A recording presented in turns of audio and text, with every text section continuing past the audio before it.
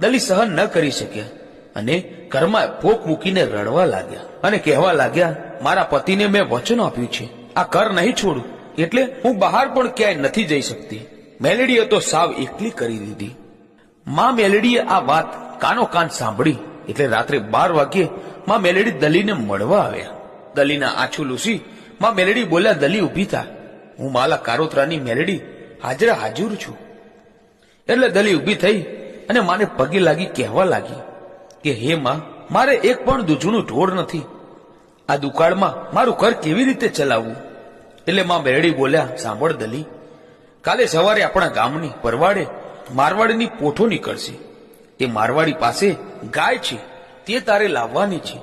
દલી બોલી, અરે માં, મારી પાસે પૈસો નથી, હું આ ગાય કેવી રીતે લઉં? માં બોલ્યા, તો સાંભળ દલી, હું વીછી બની ગામના વાણિયાના છોકરાને ડંખ